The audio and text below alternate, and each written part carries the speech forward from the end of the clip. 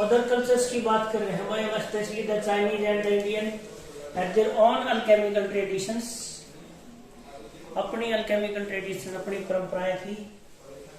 और in ancient India chemistry was called rasayan shastra. जो ancient Indian system है उसमें केमिस्ट्री को क्या कहा गया, क्या नाम दिया गया? रसायन शास्त्र। रसायन शास्त्र और रस तंत्र और रस क्रिया और रस विद्या। और इसके अंदर क्या क्या आता था? मेटलर्जी, मेटल्स का शुद्धिकरण, मेटल्स का एक्सट्रैक्शन, और मेडिसिन और मैन्युफैक्चर ऑफ कॉस्मेटिक्स, सौंदर्य प्रसाधन बनाने का, दवाइयां बनाने का, शीशे, कांच, डाइज, रंग करने के लिए जो केमिकल इस्तेमाल होते थे वो बनाते थे, एटसेट्रा आदि आदि। और सिस्टमेटिक एक्सकेवेशन एट मोहनजोदड़ो में जो सिस्टमेटिक एक्सकेवेशन की गई, जो खुदाई की गई, उसमें सिंध और हड़प्पा, पंजाब, मोहनजोदड़ो के बारे में पढ़ा है ना आपने, मृतकों का टीला, तो वो डेपिक्ट करता है, बहुत सारी चीजें बताता है। Story of development of chemistry in India is very old. Chemistry का जो केमिकल जो फॉर्मेशन का जो या केमिस्ट्री का जो स्टडी है या जो चीजें उनका शुद्धिकरण करना है, शोधन करना है, जैसे मेटलर्जी है, तो मेटल के बहुत सारे ऑब्जेक्ट मिले हैं हड़प्पा के टाइम के, है ना, बर्तन मिले हैं और भाई मोहरें मिली हैं, है ना, ब्रॉन्ज स्टेच्यू मिला है, तो वो हड़प्पा टाइम में मिले हैं। तो इसका मतलब वहां उस टाइम में केमिस्ट्री काफी डेवलप्ड थी। उसके बाद है archaeological findings, baked bricks. Archaeological जो फाइंडिंग थी, जो खुदाई के बाद या पुरातन विभाग ने जो खुदाई की, एक्सकवेशन की, उसमें आपको बेग ब्रिक्स मिली। बेग ब्रिक्स का मतलब है पकाई हुई ईंटें, जिनकी पकाई कर रखी हो। ईंटें मिट्टी की हैं और उनकी पकाई कर रखी है। तो पकाई कैसे करते हैं? आग का इस्तेमाल होता है, और पकाई में जो मटेरियल है उसका स्ट्रक्चर और उसकी नेचर है वो चेंज हो जाती है। तो वहां भी केमिस्ट्री का इस्तेमाल किया गया है।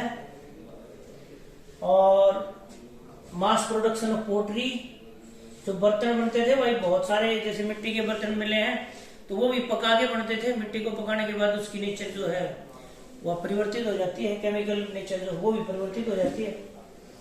तो सबसे पुरानी जो अर्लीस्ट जो केमिकल प्रोसेस थी, अगर आपसे कोई पूछने लग जाए कि सबसे पुरानी केमिकल प्रोसेस कौन सी है, नॉन केमिकल प्रोसेस, तो वह बर्तन बनाने की। ठीक रहे मिले वहां पे पुराने बर्तनों के, कुछ बर्तनों के टुकड़े मिले shredded, in which materials were mixed, molded and subjected to heat by using fire to achieve desirable qualities। और बर्तन भी अलग अलग क्वालिटी के हमें आवश्यकता होती है, अलग अलग क्वालिटी के बर्तन भी बनते। तो किसको कितना पकाना है, किसको कम पकाना है, ठीक है, कितनी आंच में पकाना है, वो सारी चीजें। ग्लेज पोटरी मिली भाई, ग्लेज जो चमकदार है, तो इसका मतलब उसमें कुछ केमिकल या कुछ सब्सटेंस अलग से डाले गए होंगे जो जिसकी वजह से उसमें ग्लोइंग है। ग्लेज पोटरी है। पॉलिश्ड, अच्छा पॉलिश्ड पोटरी भी मिली जिसके ऊपर पॉलिश कर रखी है, तो पॉलिश के लिए भी हमने कोई केमिकल या कोई सब्सटेंस इस्तेमाल किया होगा, नहीं तो ऐसे कैसे पॉलिश हो जाती। जिप्सम, सीमेंट जो है वो यूज की गई in the construction work. Mohenjodaro में जिप्सम या सीमेंट का इस्तेमाल किया गया। इसमें लाइम भी था, चूना था, सैंड था, ट्रेसिस ऑफ कैल्शियम कार्बोनेट भी है, ठीक है।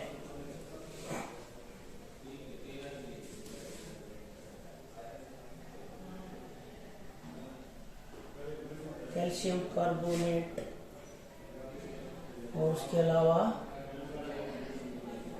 आपको मिला भाई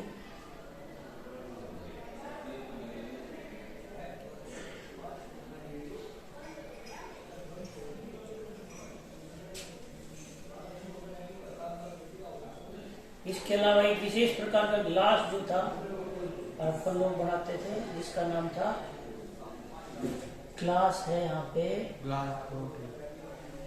fans, short of glass type of glass थी जो सजावटी सामानों में इस्तेमाल होता था, ऑर्नामेंट्स में।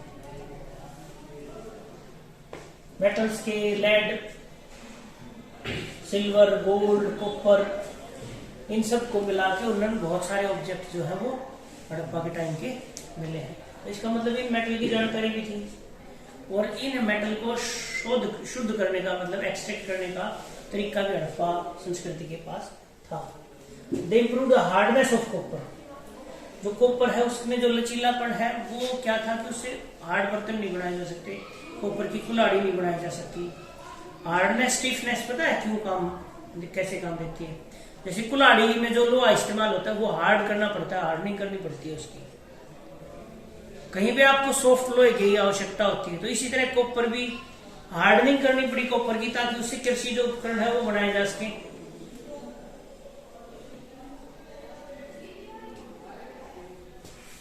टिन और आर्सेनिक,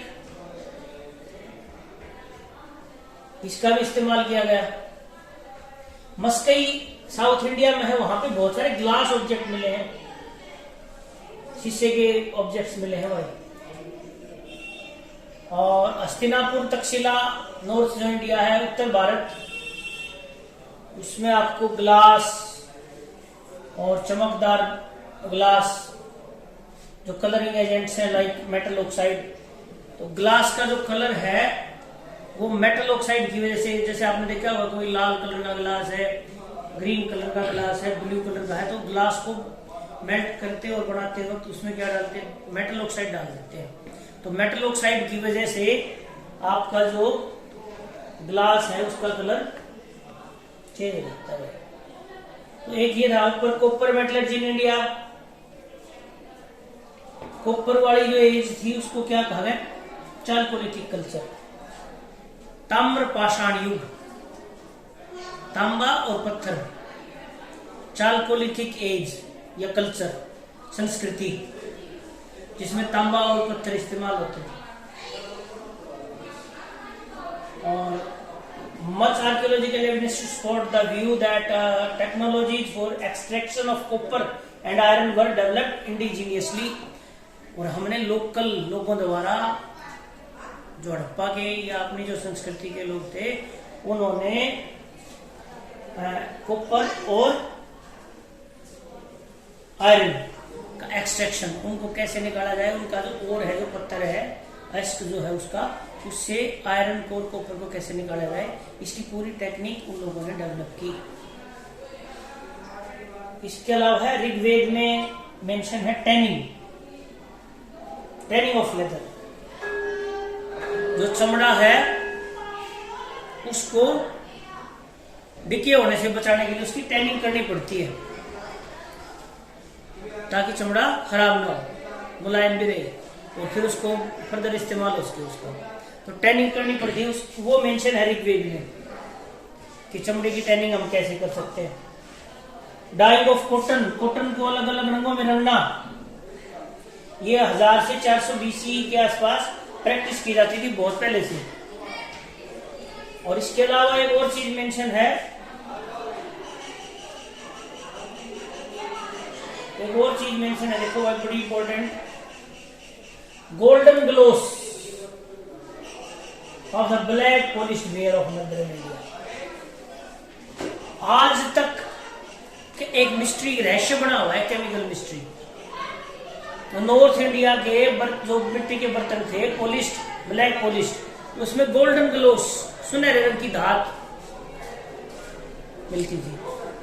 वो कैसे पैदा की, ये अब तक मिस्ट्री बनी हुई, डेवलप्ड थी इतनी केमिस्ट्री, अब तक नहीं, रेप्लिकेट नहीं हो पाई वो चीज।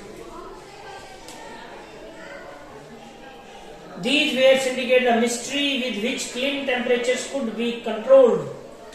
और भट्टी जो है उनका टेम्परेचर कैसे कंट्रोल किया जाता था, बहुत ज्यादा टेम्परेचर हो जाए, मैंने आपको पहले बताया था, तो मिट्टी है उसका जो बर्तन है उनका आकार है वो डिस्टर्ब हो जाता है, ईंटों का आकार भी डिस्टर्ब हो जाता है। उसकी जो शेप है वो डिस्ट्रॉय हो जाती है। तो भट्ठी का जो टेम्परेचर है, क्लीन टेम्परेचर, वो कैसे मेंटेन किया जाए, इसमें भी लोग पारंगत थे भाई। कौटिल्य ने अर्थशास्त्र लिखा था। अर्थशास्त्र कैसे डिस्क्राइब करो, प्रोडक्शन ऑफ साल्ट, अर्थशास्त्र है वो आपको बताता है प्रोडक्शन ऑफ साल्ट फ्रॉम सी, समंदर से जो नमक है वो किस प्रकार बनाया जाता है। इसके अलावा vast number of statements and material describes in the ancient वैदिक लिटरेचर, जो आपकी एंशिएंट वैदिक लिटरेचर थी उसमें बहुत सारे इस तरह से सुक्त हैं, बहुत सारी चीजें मेंशन हैं जो आपको बताती हैं कि केमिस्ट्री कितनी डेवलप थी वैदिक काल में। अब है be shown to agree with modern scientific points, copper utensils, तांबे के बर्तन भाई, आयरन, गोल्ड, सिल्वर, ऑर्नामेंट्स, आभूषण, टेराकोटा डिस्क जो पकी हुई मिट्टी के dice disc, painted grey pottery और भूरे रंग की जो ग्रे कलर की जो बर्तन मिले हैं पेंट की हुई है जिनके ऊपर, वो बहुत सारी साइट्स में मिले हैं। और सुश्रुत संहिता है, सुश्रुत जो है वो फिजिशियन थे, सर्जन भी थे, आयुर्वेद की बहुत अच्छे ज्ञाता थे, है ना। उन्होंने एक संहिता लिखी, एक बुक लिखी जिसका नाम था सुश्रुत संहिता। तो इन्होंने इसमें जो एल्कलीज है, एल्कलीज कौन से हैं, बेस साबुन वर्ग वाले, उनकी जो क्या क्या इंपोर्टेंस है, विशेषताएं क्या है, कहाँ इस्तेमाल होती है, उसके बारे में सुश्रुत में बहुत सारी बातें बताई हुई है। बेस के बारे में, बेसिस लगभग किस में इस्तेमाल होते हैं, आपकी एसिडिटी को रेगुलेट करने में, सुश्रुत संहिता में उस टाइम मेंशन है। इसके अलावा आपका है भाई चरक संहिता, चरक संहिता महर्षि चरक ने लिखी थी और इसमें भी बहुत सारी चीजें हैं। How to prepare sulphuric acid, nitric acid, oxides of copper, tin and zinc, sulphates of copper, zinc and iron and the carbonates of lead and iron, इन सब के बारे में चर्चा की गई। ये कैसे बनाए जा सकते हैं, इनके बनाने के तौर तरीके। नीला थोथा है वो बार बार आयुर्वेद में इस्तेमाल हो रहा है, चरक संहिता में भी मेंशन है। कॉपर सल्फेट, कॉपर का सल्फाइड कैसे बनाया जाए। ऑक्साइड बनाना आसान है, उसको आग में जड़ा ऑक्साइड बन गया, गलती से भी बन सकता है, ऑक्साइड जला के बना दिया, लेकिन सल्फाइड बनाना टेक्निकल काम है, उसको केमिस्ट्री की नॉलेज होनी चाहिए।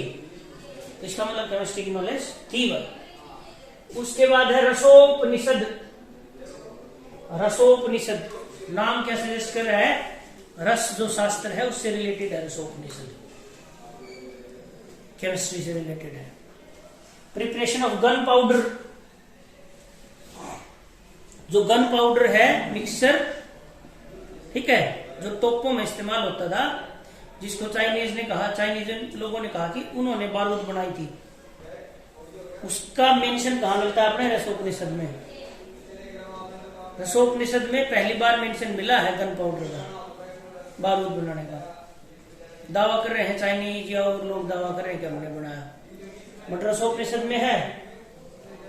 तमिल टेक्स्ट, अब जो साउथ इंडिया तमिलनाडु की जो टेक्स्ट हैं, जो किताबें हैं एंशिएंट पुरानी, उनमें भी दिया हुआ है फायरवर्क, पटाखों का, sulphur, charcoal, saltpetre, potassium nitrate, mercury, camphor, कपूर, इन सब को मिला के फायरवर्क या पटाखे कैसे बनाए जाते हैं, ये तमिलनाडु की पुस्तकों में मेंशन मिला है।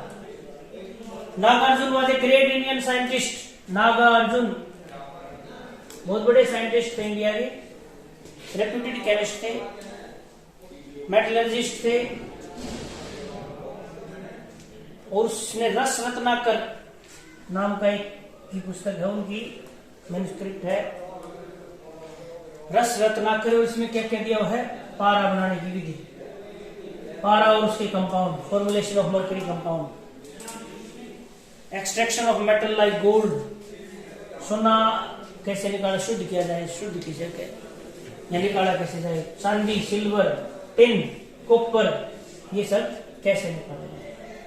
एक और बुक जिसका नाम दिया है रसरनवम, 808 जो सीई के आसपास मिल की बुक है ये, और बहुत सारी फर्नेसेस, ओवन्स, भट्टियां विशेष प्रकार की, या ओवन्स, क्रूसिबल्स, पीसने की चीजें, बहुत डिफरेंट पर्पजेज के लिए, मतलब एक लेबोरेटरी कैसे एस्टेब्लिश की जाए, रसरनवम में ये चीजें बताई हुई है भाई, लेबोरेटरी कैसे एस्टेब्लिश करोगे।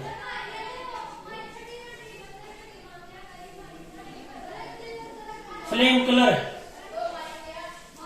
देखो एक अभी आई है एटॉमिक एब्जॉर्प्शन स्पेक्ट्रोस्कोपी, AAS, बहुत एडवांस जाके आई है AAS।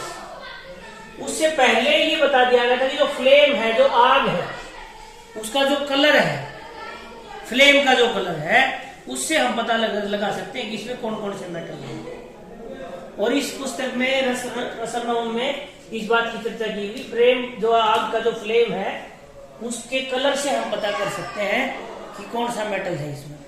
उस चीज को जलाएंगे तो हरे रंग की अगर लो निकलती है तो कौन सा मेटल है, ब्लू कलर की लो निकलती है तो कौन सा मेटल है इसके अंदर, रेड निकलती है तो कौन सा है।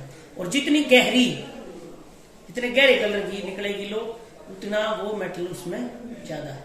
मान लिया आपको एक मिक्सचर दे दिया मेटल में, और आपको जला के देखना तो कितने प्रकार की लो निकल रही है उसमें, उससे आपको पता लग जाएगा ये मेटल है। एक साइंटिस्ट यहाँ पर पुराने चक्कर पानी डिस्कवर्ड मर्करी सल्फाइड इन्होंने डिस्कवर किया।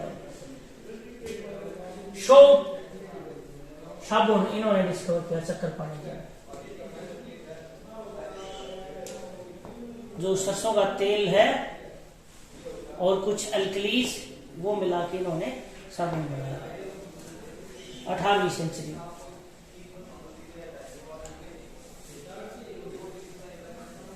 अच्छा देखो, ऑयल ऑफ एरेंडा सीड्स, अरंड, महुआ प्लांट, बिहार में होता है महुआ प्लांट, और कैल्शियम कार्बोनेट, इसको मिला के साबुन बनाया गया। ठीक है। Paintings found on the walls of Ajanta and Ellora.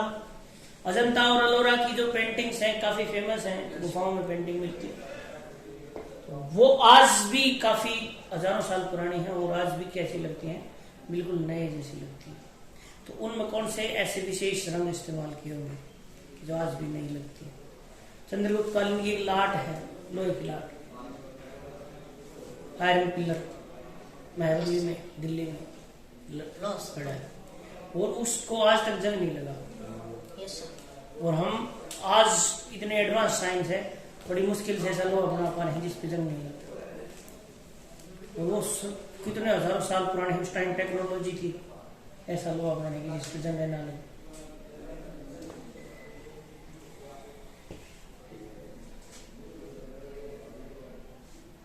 Varahamihira एक और साइंटिस्ट है अपने, इन्होंने बृहत संहिता लिखी हुई। ये एनसाइक्लोपीडिया है।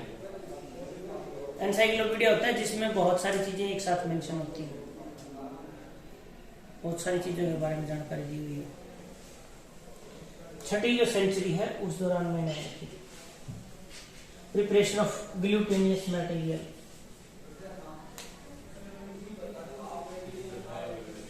जो ग्लूटेनियस मटेरियल है, आपने पुरानी बिल्डिंगों में देखा होगा, पपड़ी सी बहुत मोटी चमकदार सी, वो पदार्थ ग्लूटेनियस मटेरियल, वो जो दीवार हैं, छतें हैं घरों की और मंदिर हैं, उनके ऊपर लगाया गया, वो आज भी मिल जाता है। वो ग्लूटेनियस पदार्थ खराब नहीं हुआ है और अब तक उसकी चमक भी बरकरार रहती। आप कहीं घूमने जाओ, पुरानी बिल्डिंग्स देखने जाओ, तो आप देखोगे उनके ऊपर की जो पेंटिंग है, जो उनके ऊपर की जो पुट्टी है, ऊपर जो, अब देख कितनी अच्छी सीमेंट बनाते हैं, सीमेंट है वो है, फिर भी प्लास्टर उतर के गिर जाता है ना। लेकिन उस टाइम की जो वो प्लास्टर है वो अभी भी मतलब ऐसे कैसा मिल जाता है कई जगह। और किससे बनाया? It was prepared entirely from extract of various plants, fruits, seeds and barks which were concentrated by boiling and then treated with various resins. बहुत सारे पौधे, फ्रूट या सीड्स या छिलके, मतलब छाल पौधों की, उनको उबाल के और बहुत सारे जो रेजिन्स होते हैं, गम, जो आपका गोंद जो निकलता है ना पौधों से, उसको रेजिन बोलते हैं, उसके साथ मिला के और फिर बनाएंगे। It will be interesting to test such material scientifically and assess them for use. ठीक है, तो अगर ऐसी चीजें हमें मिल जाती हैं तो वो साइंटिफिकली क्या है, कैसी है, उसको बड़ा मजा आता है ऐसी चीजों को समझने में।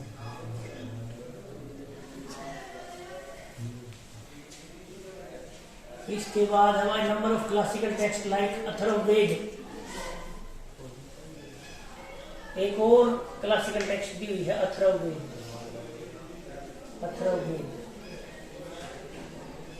अथर्ववेद दिया हुआ है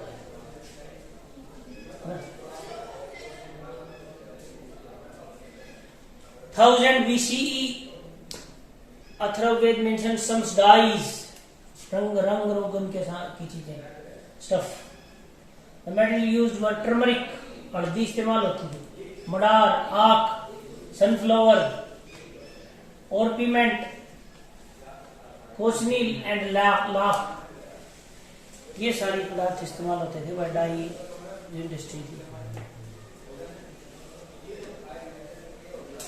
कैम्पलीशिया, पतंगा एंड जटुका, ये भी इस्तेमाल होते थे। ब्राह्मण ने जो बृहत संहिता बनाई, जो बृहत संहिता लिखी, उसमें परफ्यूम्स, कॉस्मेटिक्स, परफ्यूम सेंट,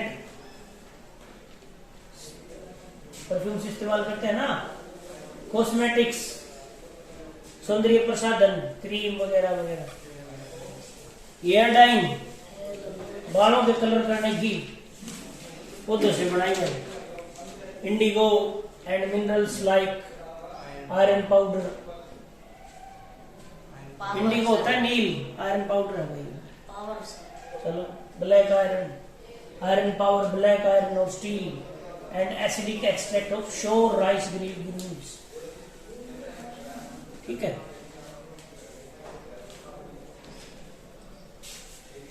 और ये आपका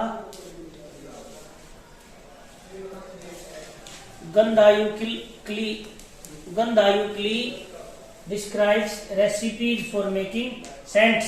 सेंट कैसे बनाए जाते हैं? Mouth perfumes, mouth freshener, bath powders, नहाते समय जो पाउडर इस्तेमाल होते हैं वो, टेल्कम पाउडर। इसके बाद है पेपर, कागज। Known to India in the 17th century. कागज भी चाइना वाले दावा करते हैं कि हमने बनाया था, और 17वीं शताब्दी में इंडिया में जो पेपर है वो भी, as account of Chinese traveller Itsing describes, Itsing बताता है कि जो पेपर है वो इंडिया में 17वीं सेंचुरी में था। तो हो सकता है कि जो चाइनीज है वो यहीं से टेक्नोलॉजी लेके गए हो, अपने यहाँ से यहीं से लेके गए। इत्सिंग बता रहा है, इत्सिंग चाइनीज ट्रेवलर है। एक्सकेवेशन एट तक्षशिला में जो खुदाई हुई indicates that ink was used in India. शाही इस्तेमाल होती थी भी भारत में 4th सेंचुरी से, 4th सेंचुरी से। चाक, रेड लेड एंड मिनिमम, इन सब से, रेड लेड, मिनिमम और चाक से जो कलर हैं इंक के वो बनते हैं। फर्मेंटेशन, किण्वन प्रक्रिया जो है जिससे सिरका बनाया जाता है, अल्कोहल बनाई जाती है फर्मेंटेशन से, वो प्रोसेस पता थी इंडियंस को बहुत पहले। इसके अलावा है भाई आपका जो कौटिल्य और जो कौटिल्य का जो अर्थशास्त्र है कौटिल्य का, वो बहुत सारी टाइप ऑफ लिक्वर्स, अल्कोहल के बारे में बताता है। कौटिल्य अर्थशास्त्र है। About many types of liquors, बहुत सारी तरह की जो लिक्कर है, शराब है, उनके बारे में बता रहा है। चरक संहिता है वो आपको बता रही है बार्क्स, जो प्लांट्स के का छिलका है ऊपर का, है ना, फ्लावर्स, स्टेम, तना, लीव्स, वुड्स, सीरियल्स, जो बीज हैं, grains, fruits and sugarcane for making asavas. ये विशेष प्रकार की औषधियां होती हैं असवास, इनको बनाने में किस तरह से इस्तेमाल होते हैं ये सारी चीजें।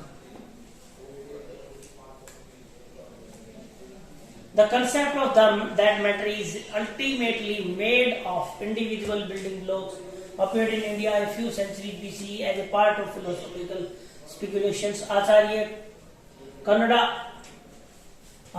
Kannada, born in 600 BC, originally known by the name Kashyap, 600 BC में जन्मे थे और इनको कश्यप भी कहा गया originally, was the first proponent of the atomic theory।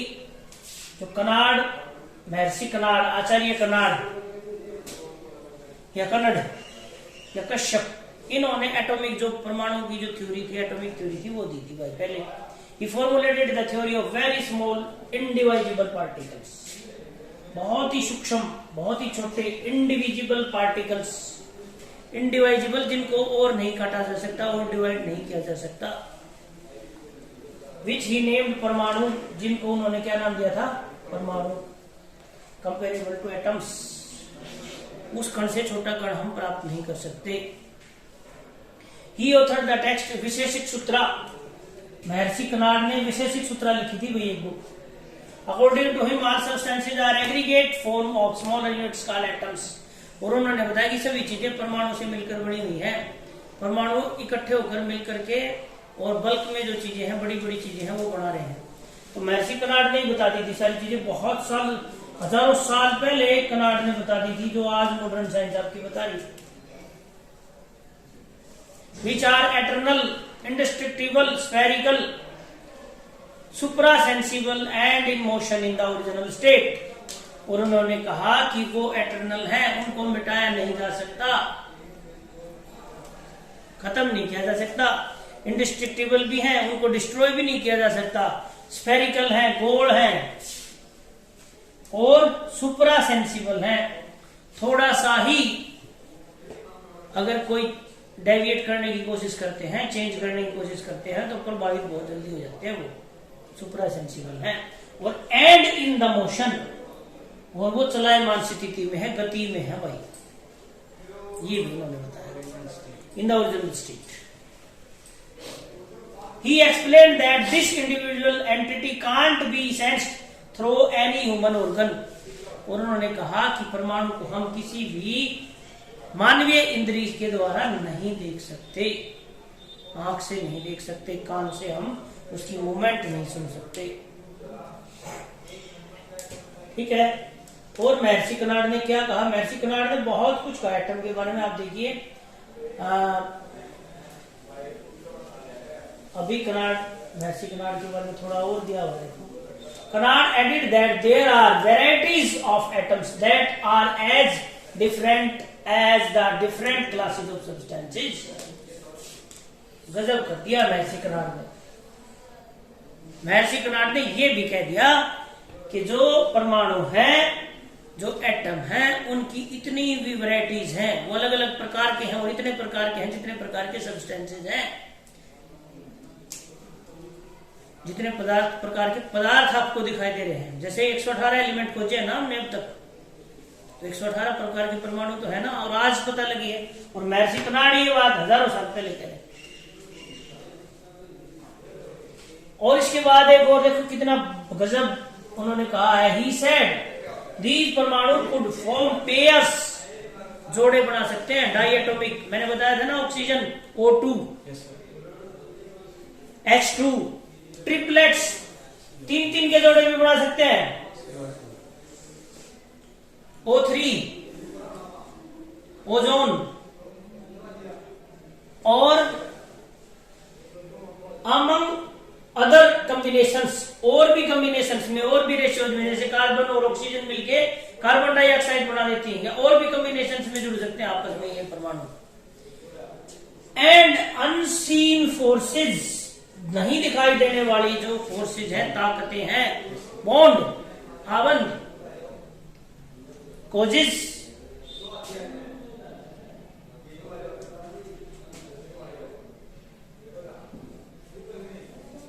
Interaction between them, उनके बीच में जो इंटरेक्शन है वो किसके द्वारा हो रही है भाई? अनसीन फोर्सेस हैं, नहीं दिखाई देने वाली फोर्सेस हैं, उनकी वजह से वो एक दूसरे से ट्रिपलेट या किसी भी कॉम्बिनेशन में क्या है वो जुड़ रहे हैं आपस में अनसीन फोर्सेस की सहायता से। ही कंसेप्चुअलाइज्ड दिस थ्योरी अराउंड 2500 साल पहले, 2500 ईयर्स पहले उन्होंने ये बात बता दी थी। अब कभी रदरफोर्ड, नील्स बोर, कितने सारे लोग आए, तब जाके जॉन डाल्टन ने पहली बार 1766-1844 में इस बात की चर्चा की, और उससे 2500 साल पहले मैसी कनाड ने ये बात बोली थी परमाणु की। गजब थी ना इंडियन साइंस, और गजब आपको बनानी है। चरक संहिता है भाई, the oldest Ayurvedic epic of India. It describe the treatment of disease, रोगों के निवारण की प्रक्रिया को बताती है Charak Samhita. The concept of reduction of particle size of material metals is clearly discussed in Charak Samhita. जो मेटल है, धातुएं हैं, उनका जो साइज है, पार्टिकल साइज, वो कम कैसे किया जा सकता है, इसकी चरक संहिता बहुत बार चर्चा करती है। चरक संहिता में क्या दिया हुआ है?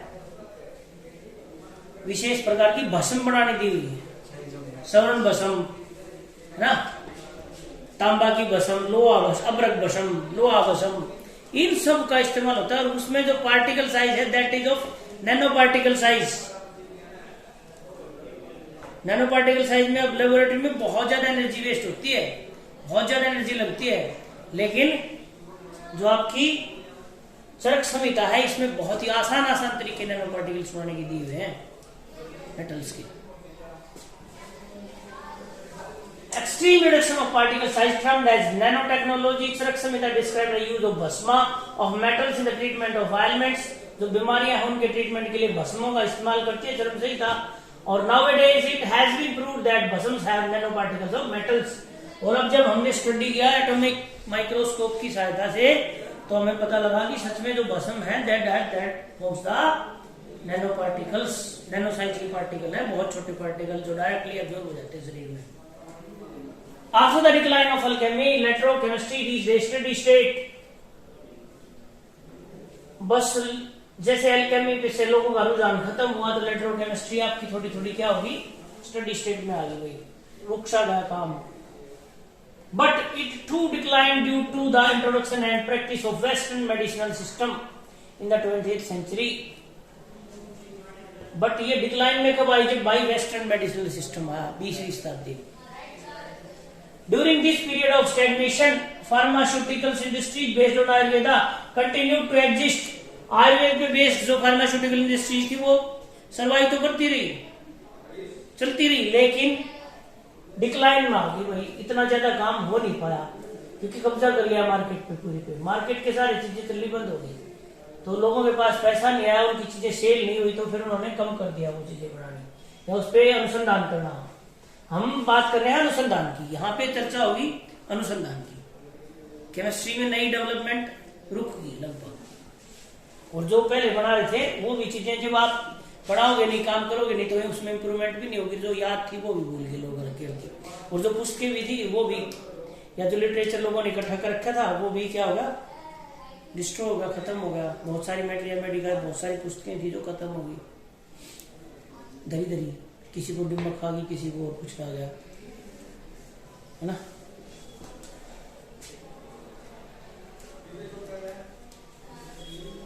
उसके बाद यूरोपियन साइंटिस्ट हैं, उन्होंने मॉडर्न जो केमिस्ट्री है उसकी स्टार्टिंग की इंडिया में, और जो कॉलेजेस या यूनिवर्सिटी जो यूरोपियंस ने बनाई वहाँ पे फिर केमिस्ट्री प्रैक्टिस होने लगी, प्रैक्टिस होने लगी अलग तरीके से।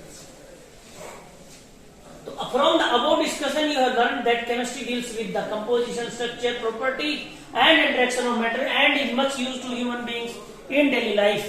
तो इतनी सारी जो हमने डिस्कशन की, जो बातें की, उससे हमें ये सीखने को मिला कि जो केमिस्ट्री है वो किसके साथ संबंधित है, कंपोजिशन, स्ट्रक्चर, कोई मटेरियल है वो कंपोज किस किस से हुआ, उसमें है क्या क्या, बने किस किस से है, उसका स्ट्रक्चर कैसा है, कंपोजिशन में जो मटेरियल मिले हुए हैं उनका स्ट्रक्चर कैसा है, प्रॉपर्टीज क्या क्या है, उनके गुण धर्म क्या क्या है, एंड इंटरेक्शन ऑफ मैटर, और जो मैटर है उसकी भाई वो कैसा है, ब्रिटल है, हार्ड है वो मटेरियल, पानी में घुलनशील है, सोल्यूबल है, नहीं है, जो मटेरियल के पार्टिकल है उनके आपस में एक दूसरे के साथ संबंध किस प्रकार के हैं। एक तो एक दोनों टाइट पकड़ के रखा हुआ है एक दूसरे को, एक लूजली बाउंडेड हो एक दूसरे से, है ना। तो ये सब भी हमें देखने को मिला है।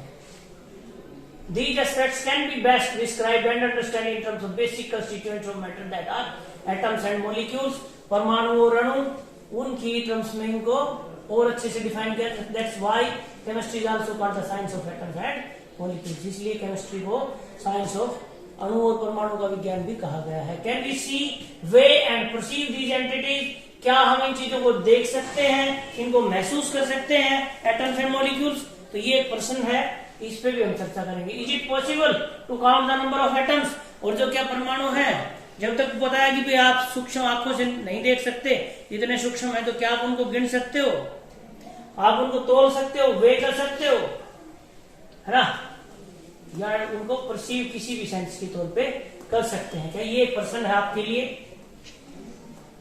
इन ए गिवन मास ऑफ मैटर क्या आप एटम काउंट कर सकते हैं? Have a quantitative relationship between the mass and the number of these particles.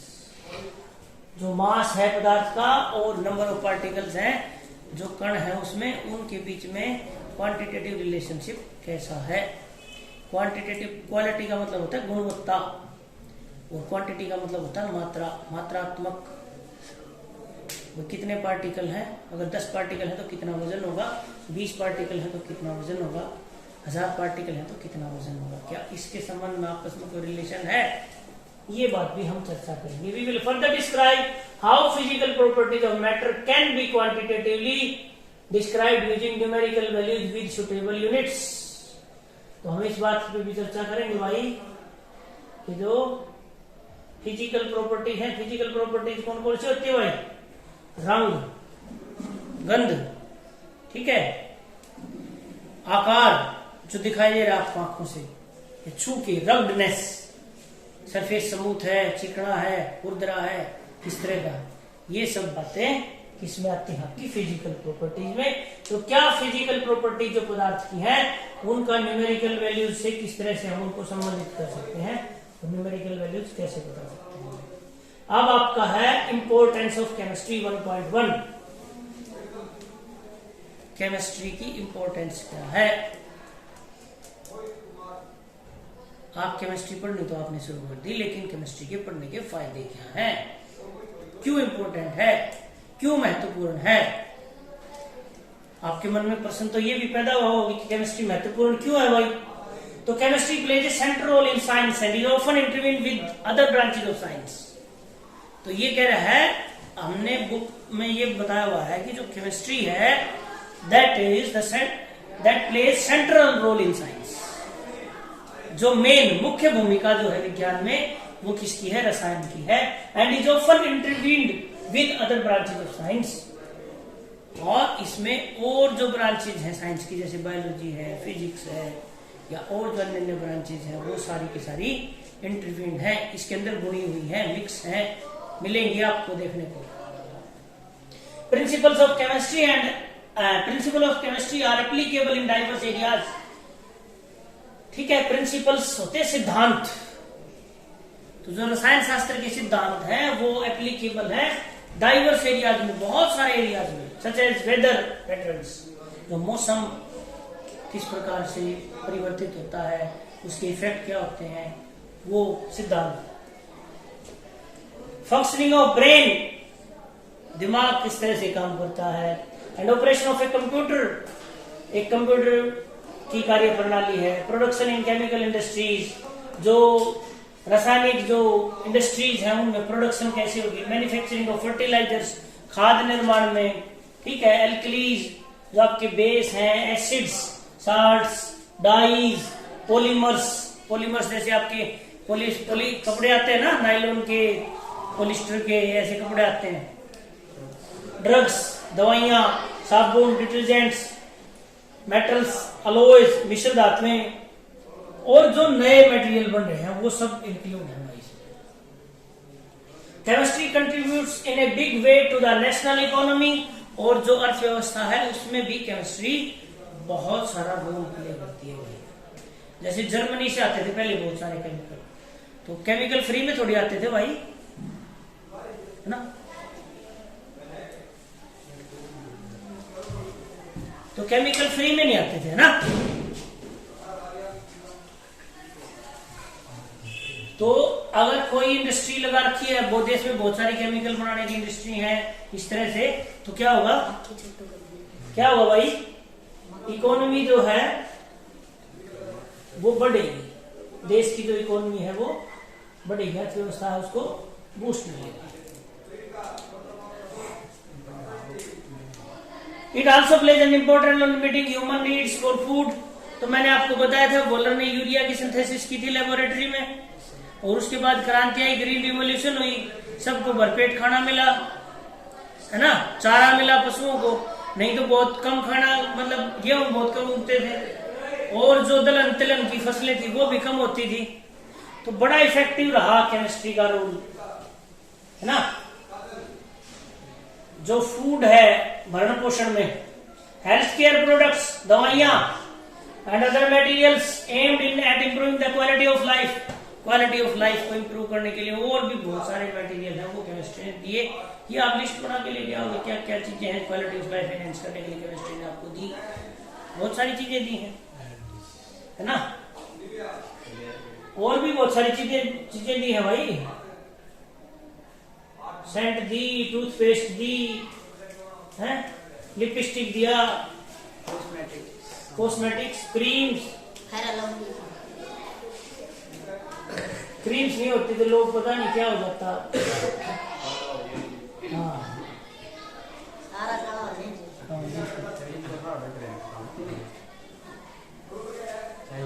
माखी बैठा है जिस पर किसी बैठी है, माखी करते जिस बार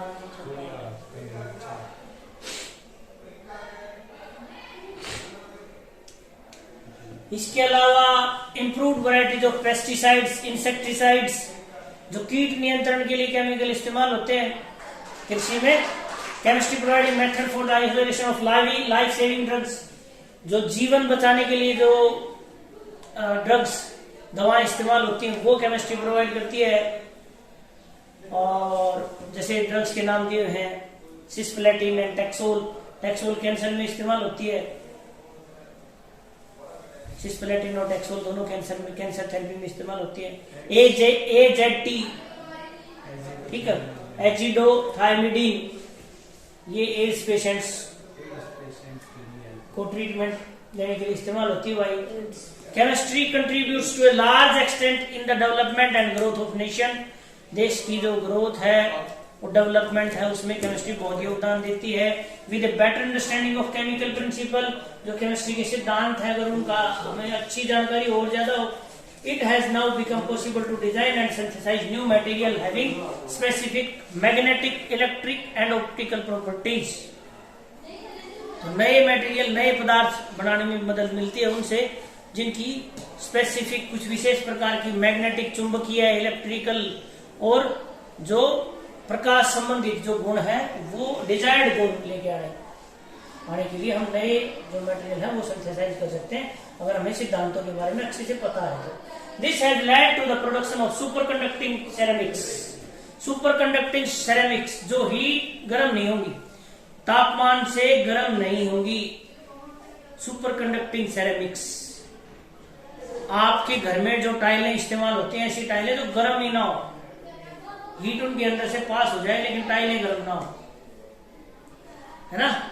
आप देखते हो ना, लो क्वालिटी के कप आते हैं, जो कप बहुत ज्यादा गर्म हो जाता है, और अच्छी क्वालिटी के कप आते हैं, वो कप गर्म नहीं होते, गिलास भी गर्म नहीं होते, आप उसको हाथ में लेके आराम से चाय पी सकते हो। इसके अलावा है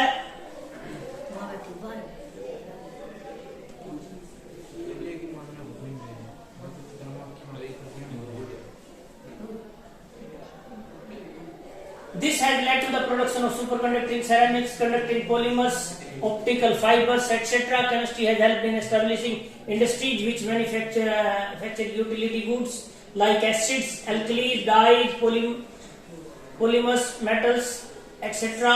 These industries contribute a big way to the economy of a nation and generate employment.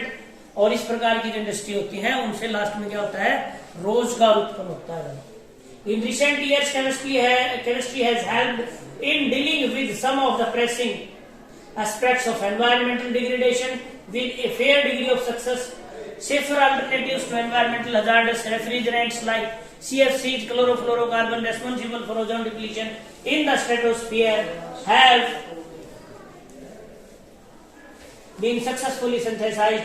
However, many big environmental problems continue to be matters of grave concern to the chemist. तो जो chemistry की बहुत ज्यादा development है उससे भी फायदे भी हुए, बहुत सारे इकोनॉमी को बूस्ट भी मिला, लेकिन जो बहुत सारे केमिकल या चीजें प्रोड्यूस करने के दौरान वेस्ट मटेरियल जो प्रोड्यूस हुआ वो हमारे लिए सिरदर्द भी बना हुआ है भाई, एनवायरनमेंट के लिए पोल्यूशन कर रहा है, तो उस पर भी हम काम करें। जैसे क्लोरोफ्लोरोकार्बन है, जो ओजोन लेयर है, ओजोन परत है, उसका क्षरण करती है भाई, उसका क्षय करती है, मतलब खत्म करती है ओजोन लेयर को। ओजोन लेयर इंपॉर्टेंट क्यों है? क्योंकि वो यूवी रेज को जो आती है, सन की जो यूवी रेज है उनको एब्जॉर्ब कर लेती है और एक्स्ट्रा हीटिंग से बचाती है, और कैंसर हो जाता है यूवी रेडिएशन की वजह से, स्किन कैंसर, उससे बचाती है। तो ओजोन लेयर है वो डिप्लीट हो रही है बहुत सारे केमिकल की वजह से, वाटर बॉडीज डिप्लीट हो रही है, और भी बहुत सारी प्रॉब्लम्स है that are coming due to जो वेस्ट प्रोडक्ट है that is generated due to chemical industries. जो रासायनिक इंडस्ट्रीज है उनसे जो आपको वेस्ट प्रोड्यूस हुआ उसमें बहुत सारी एनवायरमेंटल प्रॉब्लम्स है, वो कंसर्न का विषय है। One such problem is the management of the green house gases like methane, carbon dioxide etcetera. Understanding of biochemical process use of enzymes for large scale production of chemicals and synthesis of new exotic metals are some of the intellectual challenges for the future generation of chemists. तो एक grave concern एक और क्या है, global warming, जो temperature जो है वो बढ़ रहा है बहुत ज्यादा पूरी पृथ्वी का, वो किसकी वजह से बढ़ रहा है? कार्बन डाइऑक्साइड प्रोडक्शन और मीथेन प्रोडक्शन की वजह से, है ना। तो उसको कैसे कंट्रोल किया जाए, इस बात पे भी भैया आप जो नए केमिस्ट हैं, जो लोग नए अभी सीख रहे हैं केमिस्ट्री, उनके लिए एक चैलेंज है। किस तरह की बायोकेमिकल प्रोसेसेस, एंजाइम्स यूज हो, इस्तेमाल हो large scale production of chemicals के लिए and synthesis of new exotic material. Developing country like India needs talented and creative chemists. Bharat जैसा विकासशील जो देश है उसको आवश्यकता होती है टैलेंटेड, समझदार और अच्छे केमिस्ट की आवश्यकता है हमारे। जो चैलेंज है हमारे सामने, उन चैलेंज को ही एक्सेप्ट कर सके और समझ सके और बेसिक कंसेप्ट उन पे काम कर सके, इसलिए हम केमिस्ट्री पढ़ रहे हैं। Let's start with the nature of matter. 1.2 जो कॉलम है यहां दिया हुआ आपका नेचर ऑफ मैटर, ठीक है। मैटर के बारे में आप पहले भी पढ़ चुके हो अर्लियर क्लासेज में। तो matter that can occupy space, जो जगह घेरता है, वही आपने पढ़ा था, book, pen, pencil, water, air, all living beings etcetera are composed of matter. सभी चीजें किसकी बनी हुई हैं? पदार्थ की, मैटर की। You know that they have mass and they occupy space. जिनमें मास है और जो कोई भी जगह घेरते हैं उसे आप क्या कहते हो? पदार्थ, matter. Let's recall the characteristic of the states of matter which you learned in your previous classes. States of matter, पदार्थ की अवस्थाएं। तो पदार्थ की 3 अवस्थाएं आपको बताई गई, सॉलिड, लिक्विड एंड गैस। तो सॉलिड्स के बारे में आपने पढ़ रखा है, solids have definite volume and definite shape. आपको एक एग्जांपल ले लो, आपके पास है आइस। क्या है? आइस। जैसे ये है आपके पास आइस, ये तो आइस क्यूब है आपके पास, इस तरह से बर्फ का टुकड़ा है, ये आइस क्यूब है। इसको अगर टेम्परेचर आप चेंज नहीं करोगे, है ना, प्रेशर टेम्परेचर चेंज नहीं करोगे तो ये ऐसे ही पड़ा रहेगा, कोई चेंज नहीं आएगा इसकी शेप में, शेप भी और वॉल्यूम भी।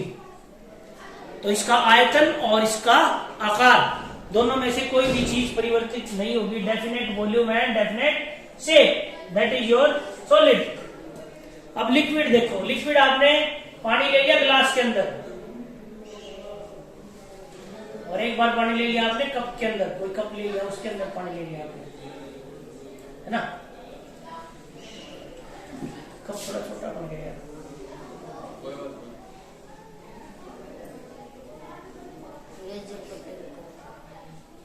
कप भी इतने साइज का होना चाहिए।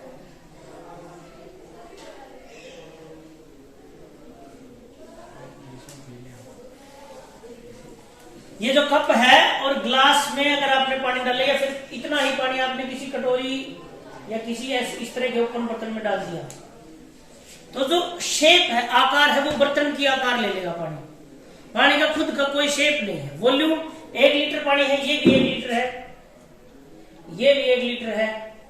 उसी पानी को बार बार हमने 3 बर्तनों में डाला है, तीनों बार उसकी शेप तो अलग अलग होगी, लेकिन वॉल्यूम जो है, आयतन जो है, वो क्या रहेगा, फिक्स।